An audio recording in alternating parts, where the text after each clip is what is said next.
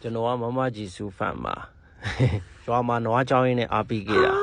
ကျေးဇူးတင်ပါတယ်ကျန်ဆိုရင်မမဖန်စင်စစ်တီအောင်မောင်လေးကလည်းကို challenge တစ်ခုလုပ်ခိုင်းမယ်အဲ့ challenge လေးကတော့မမကြီးစုနောက်ဆုံးထွက်ရှိထားတဲ့ flower တွေကကောက်ွက်တစ်ခွက်ကိုတရုပ်ဆောင်ပြရမှာပါရတယ်ကျွန်တော်ကျွမ်းတယ်မမကြီးစုရွာမှာကော်ဖီတို့ခူးရဲ့အဲ့လိုပဲလက်ရတာဒါနဲ့ကြာကော်ဖီတို့ခူးတာနဲ့မတူအောင်မောင်လေးဒီလိုလေးလက်ကလေးကိုဖွင့်လိုက်ရတာပါဖွင့်ပြီးတော့ဒီလိုလေးလှည့်လိုက်ရတာဟုတ်တယ်ထော်လိုက်တာရော့မမကြီးစုရဲ့ခေါင်းစည်းကျိုးလေးနဲ့လက်မှာတက်ပြီးတော့လှုပ်ကြည့်ခက်တော့ခက်တယ်ဟာလွယ်မယ်ထင်တာဒါနဲ့မမကြီးစုဘဲရောက်သွားပြီဆိုဘာလို့ကျွန်တော်စော်ရကျုံပြောတာလဲ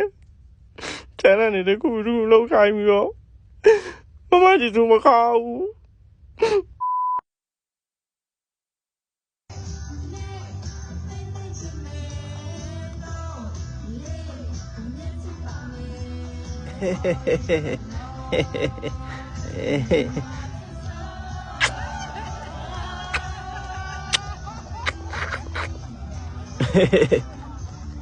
ဦးရေနိုင်မကားနဲ့နော်အေးပါခေါင်းရမ်းလို့ရင်စပင်တူကျွတ်သွားမှဆိုလို့သိလားအေး